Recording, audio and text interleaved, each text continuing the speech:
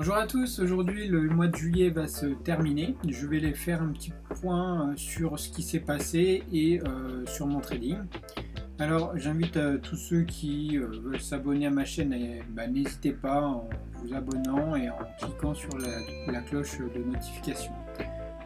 Aujourd'hui on est en fin juillet, comme je vous disais, on arrive sur des sommets historiques, notamment sur le gold, comme vous pouvez le voir en fond d'écran. Un gold qui a pris plus d'une dizaine de pourcents en un mois, et depuis le début de l'année on était à peu près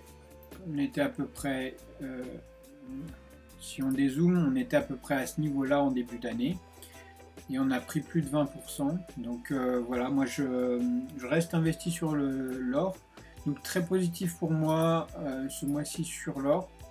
Un peu moins sur les autres choses que je fais.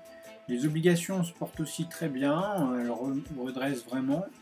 Ensuite, sur la part de portefeuille que moi je gère sur le GBP USD, l'euro dollar et parfois le SP500, j'ai eu un mois négatif d'une centaine d'euros, voilà, c'est pas énorme.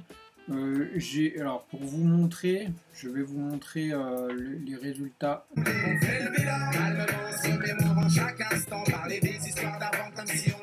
Voilà, ce mois-ci on est allé de là, début de mois qui s'était plutôt bien passé, j'ai réussi à bien prendre mes pertes, ici aussi, mais là en fin de mois j'ai déraillé notamment sur la perte de maîtrise de ma stratégie.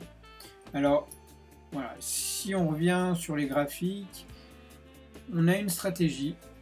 Si vous êtes débutant, plus ou moins comme moi ça fait 6 ans que je réalise des opérations en bourse. Si vous êtes comme moi, au bout d'un moment, en fait, ce qui va vous rattraper, ce qui va être très difficile, c'est de jouer sur la volatilité des cours.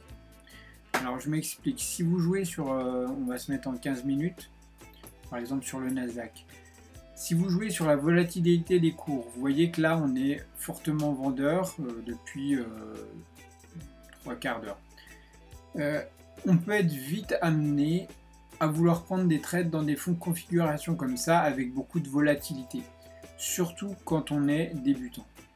On voit que ça pousse énormément en vente, on va être amené à se dire bon il faut que je vende, voilà. Certains autres vont aussi avoir l'effet inverse, c'est encore pire, hein. C'est le gros problème du débutant, c'est quand ils ont des grandes mèches comme ça et qui cassent un niveau, ils vont vouloir réintégrer ce niveau. Bon, on ne rattrape pas un couteau qui tombe, comme on dit dans le jargon. Alors, ces stratégies-là sont vraiment très, très dangereuses, parce qu'on joue de la volatilité, et la volatilité n'est pas un allié, et généralement quand on débute, c'est surtout quelque chose qui va aller contre nous. Alors il faut lutter actuellement tout le temps. Moi j'ai lutté tout le mois contre la volatilité, c'est pour ça que je me mets en unité beaucoup plus importante du type H4, parce qu'on a quelque chose qui est fixe.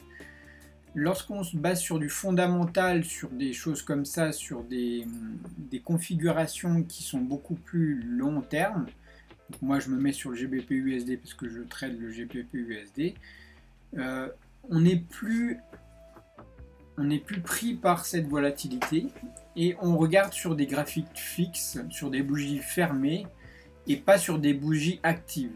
Et c'est là la grande force du trading long terme, comme je le réalise. Long terme, enfin à partir du moment où on ne trade pas en scalping en 15 minutes ni en 1 heure, voilà. Dès qu'on va sur des unités supérieures à H4, D1, daily, weekly, etc., on va avoir une réflexion sur du long terme et donc sur des scénarios qui se sont passés, et on se base sur le passé pour présager, on va dire, l'avenir. Et dans ces configurations-là, on est beaucoup plus posé. On a un take profit, admettons, on prend une position ici, on a un take profit peut-être sur la R2 mensuelle, et un stop loss en dessous de la R1 par exemple. Voilà, le scénario se réalise très bien, je récupère toute cette partie là. Le scénario inverse, donc on perd 1 pour gagner 2. Le scénario s'invalide. Bon, on casse la R1, on se fait sortir. Il y a de fortes chances que ça aille bien plus loin. Et ça se réalise pas en 10 minutes. On n'est pas face aux écrans souvent quand on se fait sortir. Et du coup, on a beaucoup moins de problèmes vis-à-vis du sentiment d'énervement, des aléas du marché. Et on a beaucoup plus de retrait pour reprendre une position. On prend son temps. On ne prend pas par haine ou par énervement parce qu'on a perdu. Justement, on prend une nouvelle opportunité. Et je trouve ce type de trading beaucoup plus serein et réfléchi. Trading que je ne réalisais pas sur du M15, M30, M5 ni M1. Alors, je dis pas que... Voilà, moi c'est ma façon de trader, bien sûr. Je dis juste que en fin de mois, il m'est arrivé la chose suivante. Vous voyez que j'ai perdu des sommes plus importantes que ce que je devais risquer habituellement, sachant que maximum on va être de l'ordre des 5%. Là j'ai risqué 7% cette journée-là et le lendemain ça ne m'a pas suffi. J'ai dû perdre encore 11%. Donc vous voyez que dans ces cas-là, en fait, on perd complètement contrôle de nous-mêmes. Contrôle que j'ai quand même fini par calmer parce qu'au bout d'un moment j'ai dit ça suffit tes conneries. Donc c'est à vous aussi, moi là j'ai réussi à mûrir et à devenir un minimum adulte à ce niveau là, en me disant voilà j'ai perdu 100 euros, plus de 100 euros, 170 euros, c'est l'équivalent d'une journée complète de travail pour moi en termes de chiffre d'affaires. Je me suis dit bon voilà maintenant falloir assumer ta bêtise, mais c'est ça qui m'arrête actuellement, alors que normalement ça devrait être maximum les 5%, c'est-à-dire moi j'aime bien être entre 60 70 euros maximum. Donc voilà pour ce qui est de ce qui s'est passé finalement, c'est totalement humain et ça vous est certainement arrivé, c'est que vous perdez contrôle de vous-même suite à la volatilité. Moi c'était la volatilité du Nasdaq. Alors ça peut être un autre indice, ça peut être quelque chose comme le DAX ou une paire de devises qui, suite à une news ou quoi, devient volatile. Et c'est quand même bête de rester de papillonner comme ça, c'est-à-dire de prendre du trading pas réfléchi mais sur l'impulsion, sur la volatilité. Moi c'est ce type de trading que j'évite à tout prix parce que c'est du trading d'émotion. Et moi contrairement au trading d'émotion, ce qui me fait évoluer on va dire, enfin ce qui me fait pas trop perdre actuellement, c'est de rester sur un trading fondamental, sur un trading aussi qui est établi hein, sur du passé et réfléchi. Donc il y a deux trading, le trading réfléchi, le trading d'impulsion, d'émotion. Voilà. À vous de voir dans quel camp vous vous mettez. Sachez que tout ce qui est émotionnel, certains cherchent des émotions hein, quand ils vont en trading. Moi j'ai été émotionnel pendant plus de 4 ans où mon cœur battait énormément quand je prenais des trades. Quand on cherche à gagner de l'argent en trading, ce que j'ai compris d'après mes défaites nombreuses durant ces années, c'est de ne pas prendre du trading à l'émotionnel et à faire un trading réfléchi.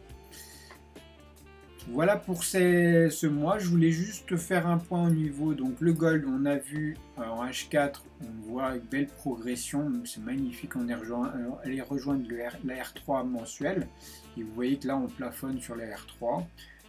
Est-ce qu'on va casser? On verra ça au mois d'août. GBP USD, lui tout droit, plutôt tranquille, on n'est pas encore sur la R3 mensuelle parce qu'il revient de loin, il y avait une grosse descente ces derniers mois et dernières années, le livre sterling se portait pas sensationnellement bien avec tout ce qui est du Brexit, etc. Par contre l'euro face au dollar s'est valorisé Et pareil, ce mois-ci, on est parti en début de mois à 1,12, on est à 1,18. Donc très belle progression, hein, vous voyez, on a pris presque 6% sur cet indice, sur pas cet indice, sur cette paire de devises. Donc l'euro a pris 6% face au dollar. On ne se rend pas compte, hein, on se dit ouais, on traite de 1,12, 1,14, 1,16, 1,18, etc. Qu'est-ce qui s'est passé à la fin du mois? On fait le bilan. En un mois, on a pris 6 à 7%. Donc notre monnaie, qui est l'euro, s'est valorisée. Tant mieux. Et pourquoi finalement? Parce que Trump a une simple politique d'évaluation de son dollar. Pour favoriser les actions, hein, et maintenir tout ce qui est entreprise à flot par rapport au scénario de maintien des marchés des entreprises, hein, on sauve les entreprises, donc on met massivement de l'argent, la Fed notamment, ce qui fait dégringoler le dollar.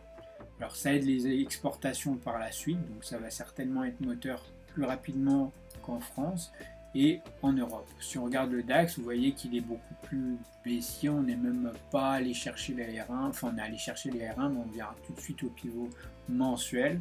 Le CAC 40 encore pire et même pas aller chercher les R1.